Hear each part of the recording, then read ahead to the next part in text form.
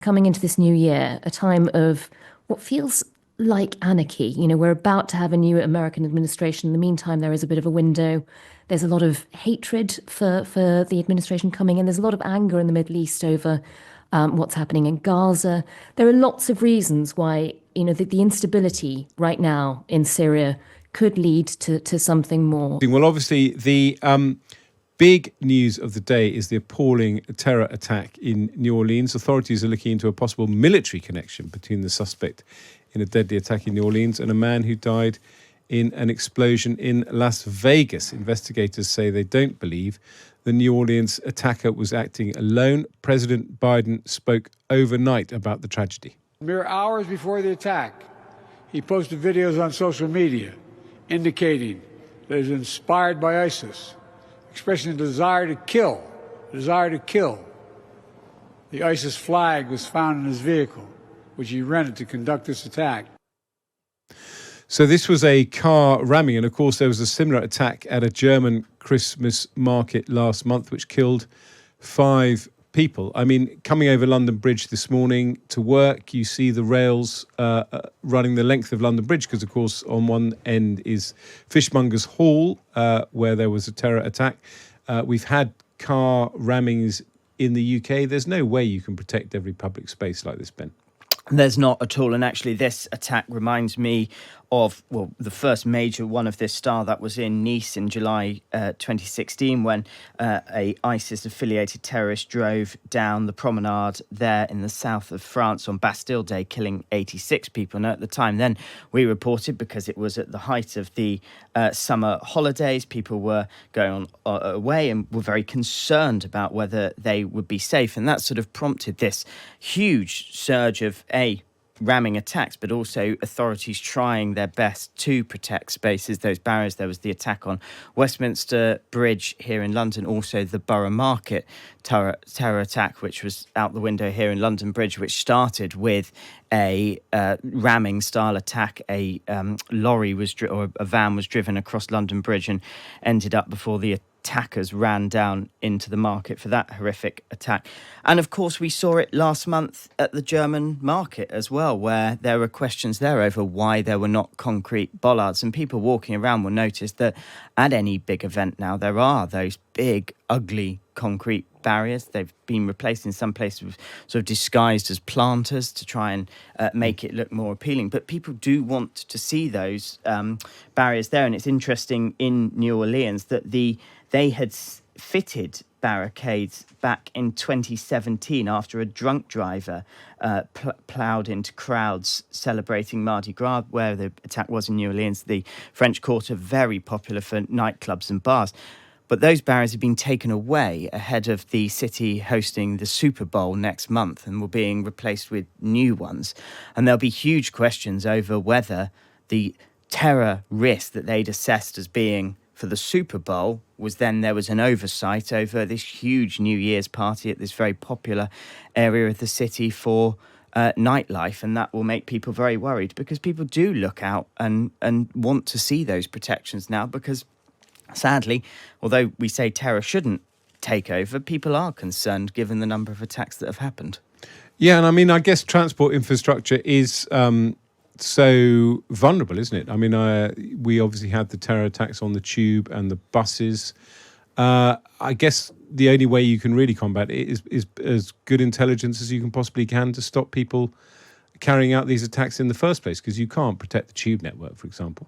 No, you can't. And actually, every day people cram themselves into tube carriages, into commuter trains, and whenever there are attacks, you read stuff afterwards where people say, actually, I suddenly feel very worried. And then thankfully that sort of, people get back into the rhythm of normal life. And that's really important, because you're not supposed to let these things sort of change our way of life. But of course, you can't protect everything and everyone everywhere.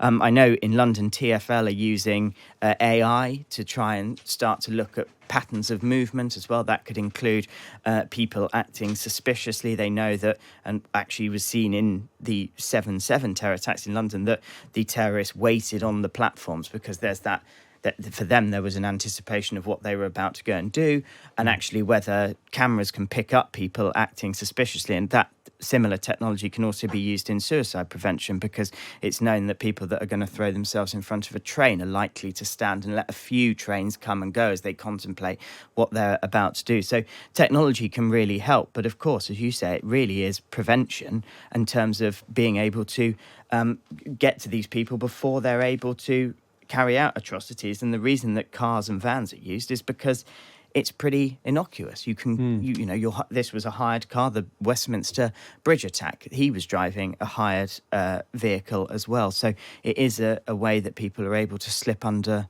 the radar. And I guess, there was talk about relaxing some of the restrictions on air travel, for example, liquids. Do you think those relaxations will still go ahead, or do you think people will start? Because we have had, as it were, I don't know quite how to put this, a respite from these kind of attacks for a few years, partly because ISIS was defeated in the Middle East, but it's clearly now coming back. Yes, and obviously with the change of administration in the US, it's going to be top of Trump's priority list. On flying, the UK was supposed to relax their 100 milliliter rules in July last year. Most of the major airports were, if not there, very nearly there in installing new scanners. They're the next generation CT scanners, the type you get in hospital, and they give a far clearer picture of what is in any liquid in a cabin bag. People were going to be allowed to take up to 2 litres through it. It's going to be a big game changer. We all know one of the biggest causes of queues are people who forget to take their liquids out of their carry-on luggage. What happened just on the eve of those rules relaxing was the government had a change of heart. They had received information on these scanners and wanted to go through a more vigorous period of testing. We didn't know how long that was going to go on for. I always suspected when they said it would be a short delay last summer that it would be considerably longer. Here we are now, January 2025, and certainly I've heard no rumours of the rules changing. It is simply that they cannot be seen to be taking any risks when it comes to that kind of security measure. Absolutely. The authorities are looking into a possible military connection between that attack in New Orleans and the explosion in Las Vegas, which I think may have killed the man who laid the explosives. 15 people were killed in New Orleans during the New Year celebrations. It's just awful, Matthew, but obviously we've also got to be aware that this is ISIS potentially coming back, because we've had it easy, if I can put it that way, for the last 3 or 4 years. Yeah, we've got to be vigilant to these fanatics. And I do worry a bit about the vacuum that's been left by the fall of Assad. Obviously, a iniquitous regime and a brutal dictator. But as I understand it, there are camps in Syria where ISIS fundamentalists are being held who have a clear and represent a clear danger to the whole world, and the Western world in particular. And I do worry that they may be released. So I think we have to be wise in the way we engage with that area and try to. It's not easy to do. Let's be honest. It's easy to say, much less easier to operationalize. But try and ensure that vacuum is not filled by fanatics. It's looking like a pretty bleak start to the new year, Manveen. War in Ukraine still going on, these ISIS attacks in New Orleans. You've raised the point that Turkey is one of the winners from the collapse of the Assad regime. Turkey's now going to play a big geopolitical role in this kind of fragmented global world we're walking into. Yeah, in fact, this part of this problem is actually down to Turkey. Matthew was just talking about the camps where we've had a lot of ISIS fighters being held for an awful long time. We talked about it a lot in this country when we talked about Shamima Begum. We decided, the courts decided she was best left where she was. Very controversial decision. And we sort of assumed the problem had gone away. We weren't going to sort out the people who'd gone from here. We weren't going to work out what to do with them. And we left it all to the Kurds in northern Syria, which I'm not sure it's entirely fair. I'm not sure it should be entirely their problem. They've done a very good job. Those camps have been growing and they've been out of control for a while. It's been very tough for the Kurds alone with the resources they have to control them. They've been helped To some extent, by having Western troops on the ground. There's about 2,000 American soldiers. We've been told over the course of the last year, and Trump, from a lot of his tweets saying Syria is somebody else's problem, makes it sound like they will be leaving. And now the Kurds who we've relied on to keep those camps safe, to, try and ensure some kind of security to keep ISIS contained, are under attack from Turkey, really. The Turkey's big purpose in helping HTS seems to be to try to get to the Kurds, who they see as their biggest threat. I don't really know why, because Syrian Kurds are very different to Turkish Kurds. They will often hate each other. They're completely separate. But for the Turks, it's the Kurds are just are so hated that the Kurds in northern Syria right now feel very threatened, which makes it very difficult for them to be containing the camps where a lot of these ISIS people have been gathered, which does just leave the door open for there to be a resurgence. There've already been people escaping from those camps. What happened in America is slightly separate, because this comes down to the networks that they have online. A lot of people in those camps have managed to retain mobile phones. They are online. They are able to have access to an online world. It's just whether in a time, as you pointed out, coming into this new year, a time of what feels like anarchy. We're about to have a new American administration. In the meantime, there is a bit of a window. There's a lot of hatred for the administration coming in. There's a lot of anger in the Middle East over what's happening in Gaza.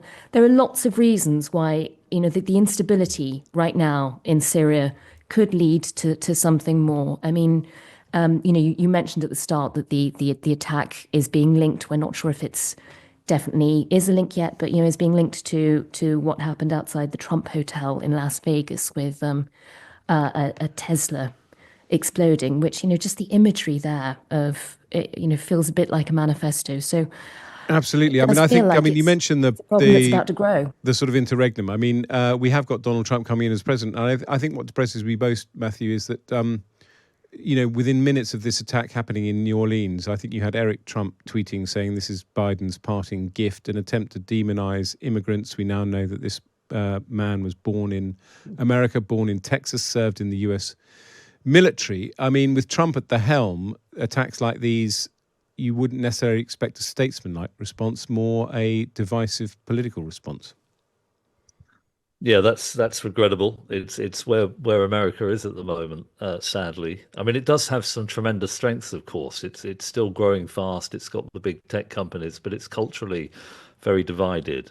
I hope that's resolvable for them. But I also hope that we can see Trump potentially as an opportunity. I think he was right in 2016 to alert a very complacent Western world to the risk of the Chinese Communist Party. And it's created what I think is now really a consensus between Democrats and Republicans that this is a bit of a zero-sum competition, and that sometimes kicking the enemy in the shins with tariffs is a way of waking them up and to showing the rest of the world that America and the rest of the West can be strong. He was also right, I think it's worth saying, to wake up Europe to extraordinary complacency on defense expenditure for years, and it's free riding on American taxpayers. These were two very important strategic shifts in the world. I don't know how Trump will land in his second term, but I think it would be wrong to present the Trump presidency as a potential net negative for global stability. I think there's a chance of a decent. That's cheered me up. That's cheered me up, Matthew Syed.